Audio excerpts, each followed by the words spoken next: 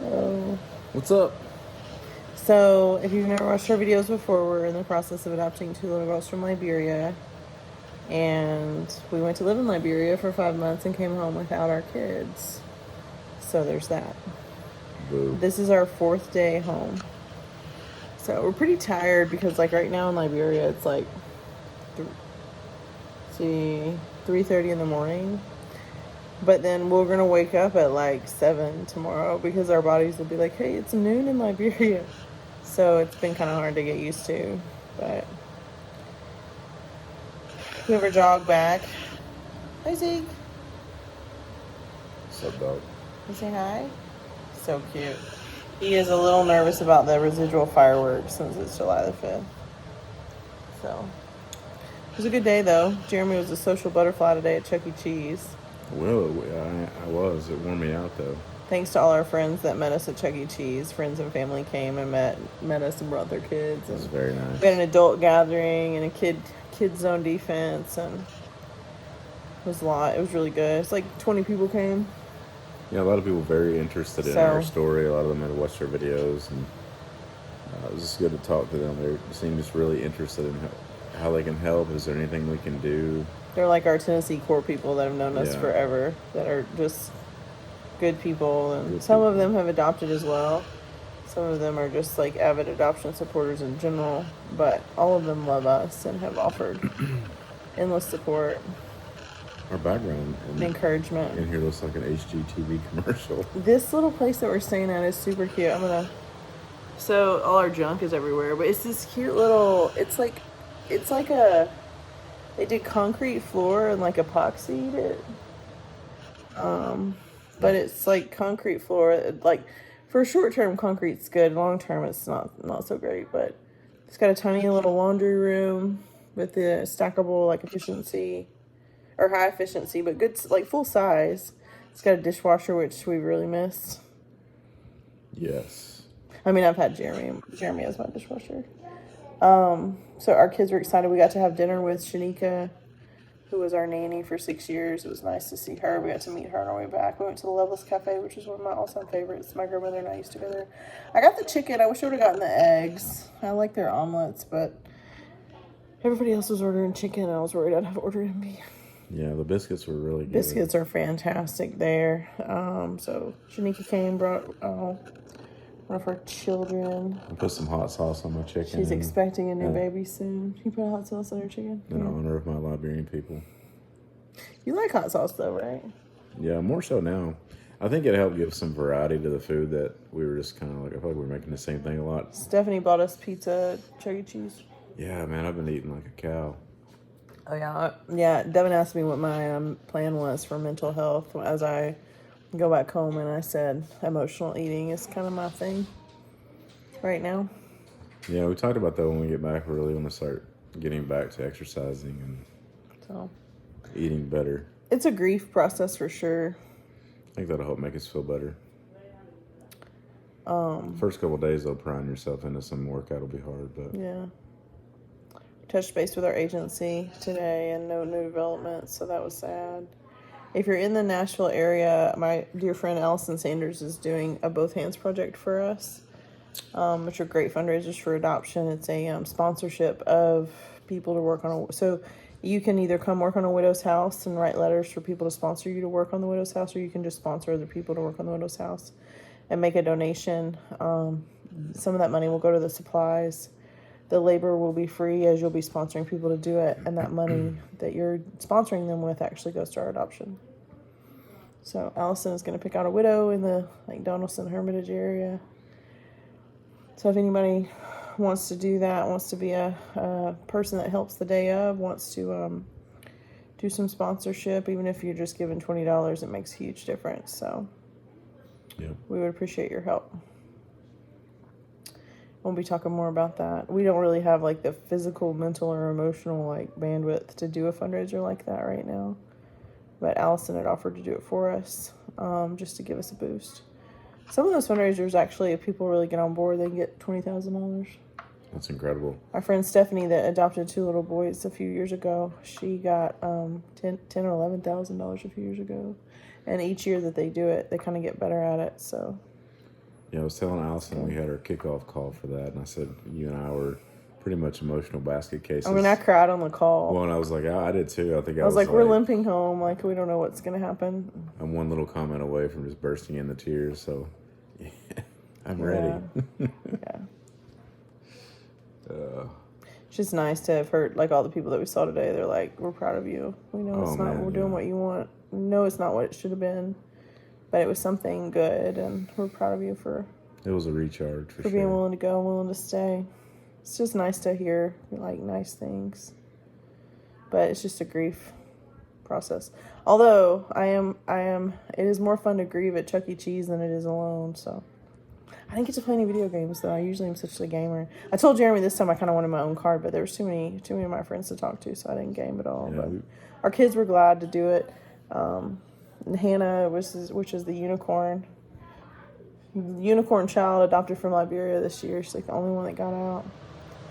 Oh man, in the last 6 months, 7 months. It always warms my heart to see her. She's doing so well. Her dad brought her and her siblings, and we got to meet them, and they're just good people. And I have no idea how she got through during all this chaos, but she had some delays, but she got through, and she's home, and she's playing video games at ChuckECheese today, and like I want that for our kids, but yeah. I'm so happy to see it for her. It's just me too. She just smiled. She gave me a hug. I was just like, man. Because, I mean, you see a kid at ChuckECheese, and she, she looks like that's where she belongs. But I saw her at the orphanage, and she really didn't belong there. No. Like, none of them do. So she left in March, and you think about how well she's doing. She's in school. She's learning. She's thriving. She's 10 now. She was in the orphanage for over 4 years. Yeah, over 4 years. And she was able to live with her American family for like 3 or 4 or 5 weeks maybe. And then because immigration wouldn't let her go, they demanded a DNA test. She had to go back to the orphanage for a couple more months, almost 3 months, 2.5 months. But then when her family came to get her, they were actually able to visit with us too and hung out, stayed at our same hotel, and got to hang out with them. It was just such a positive thing just to see somebody getting good news. But then Dixon shared with me like the month before he had to leave, he was packing his things up at night. But he was packing things up around her while she was asleep, trying not to wake her up. And I'm like thinking about the scars I had to leave on him to go through that. And her too. And her, yeah, and just take her and then turn around and walk away from her. I mean, it's just so devastating. And she was okay at the orphanage when I met her. She was kind of like, she was sad. We gave her gifts from home that seemed to cheer her up, and we were able to share videos of her and her parents. She was already legally adopted, so we were able to kind of be a channel of communication for her with her family in the U.S. And it really helped her. I think it's lifted her spirits, like they are coming back. Because a lot of these kids, they think they don't get it. So we were able to kind of bridge that gap for her for about 3 weeks, and then they came, and it was great. So it was good to see her today. It was nice of them to take time out of their schedule to come see us and encourage us too. I think I'm now in this phase. I'm just that annoying, like, proud dad. Like, I always have my phone ready, and I always break it out and show anybody I'm talking to pictures of my Liberian kids. Yeah. It's like, look, they're so cool. And it's like, I'm just like that guy everywhere I go. And like, I find myself just like I have a folder on my phone of just their pictures. And I'll just open it up and just start looking at it just to catch up on them in my head. And so just to think about them. Yeah. It's so depressing. So stay over here. Just like that's the reason we're still going to do these videos and still try to. You guys are kind of our therapy. I probably should check in with I should probably check in with my actual therapist. But you guys are our therapy to help us understand. To help us do something to speak for our kids. There's something. Yeah. One of the other adoptive moms reached out to me, and she knows some congressional leadership in Liberia. She was going to reach out to those contacts and see what they could do, so we're hoping that would help.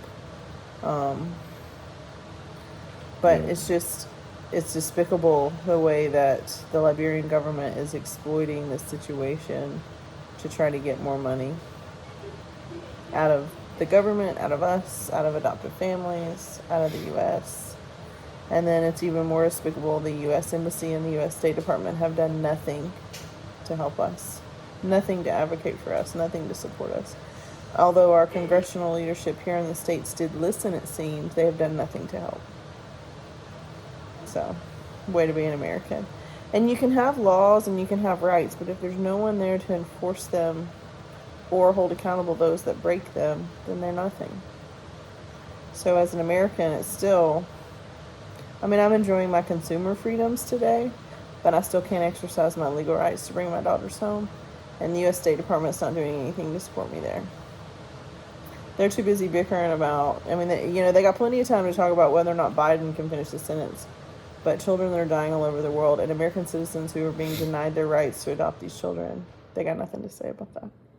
And that seems to be a more worthwhile discussion than the cognitive decline of some old man that's basically a figurehead. There's just more important things to talk about. So, it's a mixed emotion to be home. It's so great to see people that, love us and care about us and have known us since before we were parents. So they get, they're just, but everybody's life's still moving on. People are having babies. People are getting married. Job. Everything's happening still. But for us, we feel like our life is on a weird standstill where we have to put one foot in front of the other and move forward some. But really, like it is miserable to be on the other side of the world from kids that we love. Yeah, last night when we were watching fireworks, they played the Lee Greenwood song. You're proud to be an American. Yeah. That one always gets me too. Well, it wasn't that. It was like, I'm proud to be an American. And I'm like, I used to be a lot more until I went through this. But it's like, where at least I know I'm free. And I am free, but free to do what? Yeah. There's a shorter list every day of what I'm free to do. I should be free to adopt these kids. But no. I'm not. So I'm just not. And I'm just like, I'm just one person amongst 320 million. I don't know, like, what's our, what are we able to do to fight this juggernaut,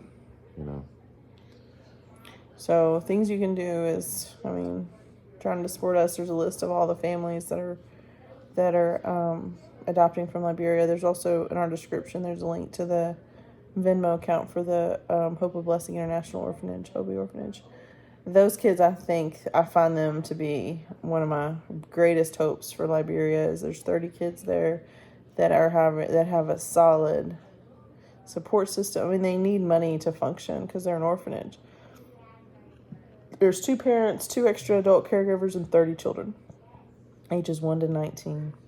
But those kids have such a propensity, like they could fill all the seats in Liberian government and leadership and turn it around they're the next generation. And so when everything feels dark in Liberia, if we can just support them, at least we know that the next generation is full of leaders. Like, one of them asked for the language. I'm like, I was talking to Pinky, and I'm like, I'm coming back to Liberia, right? If there's anything I can bring you from America, what would it be? And she could ask me for anything. She could ask me for a smartphone, a laptop. She asked me for a language arts textbook so that she can work on her, like, reading and writing and communication skills.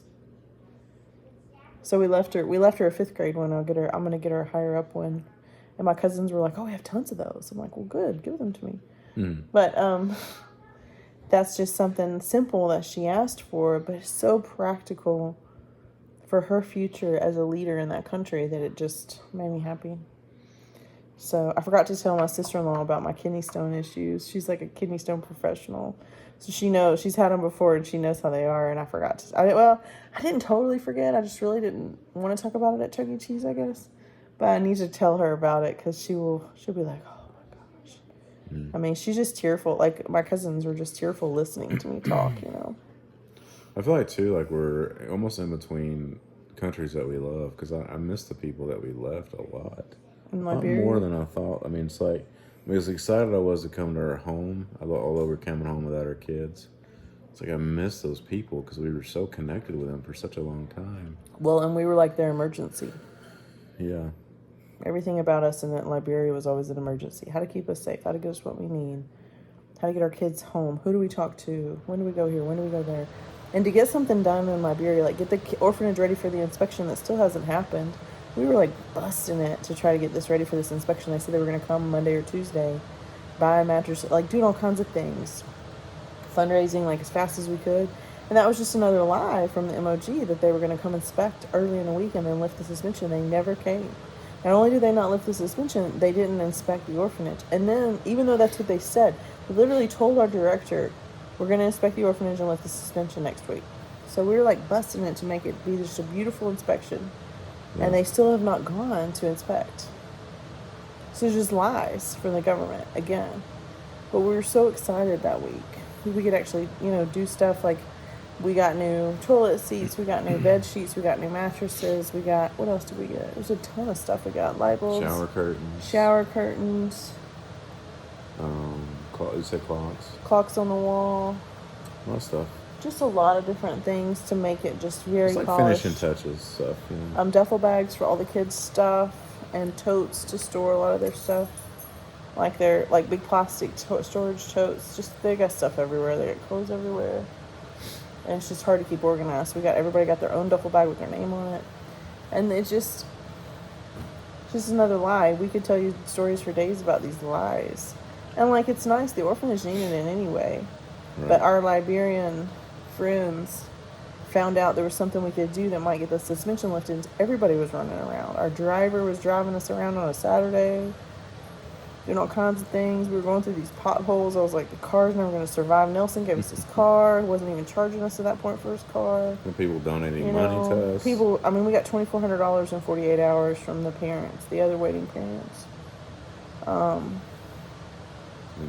We're just running around like crazy people trying to get this done. And then it's like, does it matter? Well, yeah, it matters. The kids are enjoying it. But the reason that we rushed was because, so I don't know, it's so defeating to have a task before you that's supposed to matter, and you work so hard and you're there at the finish line, and yet nothing changes. Our dog's exploring. Yes. He's a little nervous for the fireworks. He's trying to hide somewhere. He don't have anywhere to hide. So I think like today I've been in contact with 3 Liberian folks today. Mm-hmm. More than probably American people. Yeah. But yep. We heard that there was a corrupt orphanage that one of the kids we know was there, and she got moved, thankfully, to our orphanage, but it's a very corrupt situation, very destructive situation. And we learned that the leadership of that orphanage died this week. Yeah. Which, it's sad when someone dies. You want people to not die, and if they do die, you want them to die on their terms, and hopefully as good people with good legacies, but that's just not what happened with this dude. He's an evil man. Yep. And so we're hoping that some of the friends that we have in Liberia can go check on the kids at that orphanage and make sure they're okay and have a safe place to go now that he's gone. But the little girl that we know, she's a teenager now that used to live there. She had a lot of mixed emotions about it, but she just wanted some adult to go check on her friends there. She was there from age 4 or 5 to about 12, and then she finally got moved over to our orphanage where she could be adopted internationally. And then she came home when she was 13. And she's 15 now, almost 16. Sweet kid. But the weight of the world for her is heavy based on poor leadership in Liberia that exploit kids on purpose. That were not under any scrutiny while we were there. Like well-known crimes, but not under any scrutiny for recruitment or trafficking or child labor laws, nothing like that. But yet our orphanage, who doesn't do any of that, is under all this scrutiny for stuff that's, doesn't matter. Like, I don't want to say it doesn't matter, it doesn't exist. So, trying to say that our orphanage recruits mothers to place their children for adoption Nothing could be further from the truth. There's birth mothers that come to the door. They turn away 10 kids a month that are in desperate need. Like, probably have died. So that's, at this point, 70 kids. Like 40 to 70 kids at least. That could have easily been helped. At least half of them would have been helped. Yep. So, the Liberia government officials need to do better. And, our only hope is that they do better.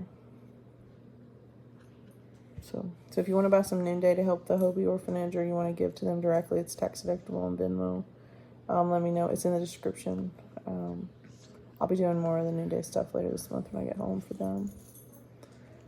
There's always places to donate to our adoption as well, because we're in a black hole of funds at this point. We don't really know. We just know we got to go back to work, and you can always make more money, and that's kind of our official party line. It's time. Like, how much money do we need? I mean, all of it. Best case scenario, I need a couple more rounds of plane tickets and in-country accommodations for at least 5 weeks by myself. Which is what? 20 grand at least? I don't know. Yeah. That's about what it is. We don't have that. Maybe 15. I might could get by with 15. The problem is you can't really, you can purchase one-way tickets, but purchasing round trip tickets really wasn't, I did that because they're supposed to be refundable and changeable, but when you actually try to refund them or change them, especially if they're Sky Miles tickets, it's complicated. Because it has to do with the flight patterns and schedules and timing, and it's just hard to get in and out of Liberia. So if I do one-way tickets last minute, those are pretty expensive. But if I do round-trip tickets that are less expensive, I may not be able to use them, which is what I ran into. So, travel tips. What else? There's something else funny you talked about today. Jeremy was in rare form talking to everybody. It's like he... It was my monster drink that I had this morning. It really inspired The monster me. coffee drink, yeah. Well, I bought him coffee filters at the Dollar General, but they're not really the right size. But I kind of thought they wouldn't be the right size. No, there's not. But there was one option. They're the wrong thickness too. It's so weird. It's weird. They're You coffee think they filters, would work, though. but it's like just the water. I wonder if you got them wet first and it's then like put the water coffee just in. sits there when it's wet. I don't know. I'm gonna try it again. I have Like my monster if you soak it with water first and then put the coffee in and then run it through. I don't know. So I told him to use paper towel. That didn't work either, did it? No, but just held the water. It's weird. Very good paper towels, apparently. Brawny. I think the dog needs to go out look. He's just sitting there. Like, hey man, I gotta go potty. Our dog is actually really cool. This is what he does when he needs to go to the bathroom. And he'll sleep till noon if you just leave him alone. He'll just sleep till noon. He looks very regal. He doesn't bark. He doesn't really whine. He barks at four-wheelers, and what else did Devin say? Ducks. Ducks. He's kind of giving you the stink eye. I love him. I'm glad to be home for him. Yeah, the kid's saying he needs a bath. He's so stinky. Yeah, he's been doing a lot of outside time, but he stinks. But we don't really want to give him a bath in, like, the Airbnb. I'm game. I don't want him riding in our car all the way to Florida. Well, we're going to find a way to do it outside, I think. Sir, do you have a hose? I'm sure they do. You here watch some Travelers? Yeah, we can watch TV. Thank you guys for watching our videos and sharing them and being on our team. One day it'll be a happy time. One day we'll be like, this is our last video because our kids are standing on U.S. soil. Peace out. We'll see you in real life. That's right. I'll be It's on not a boat. today, though. I'll be on a boat, not on a computer. Today is day 4 home. Yeah. But yeah, we're very appreciative of our encouragement we received from our Tennessee folks. We've missed you guys. For sure. It's a good transition home. Yep. Bye. Bye.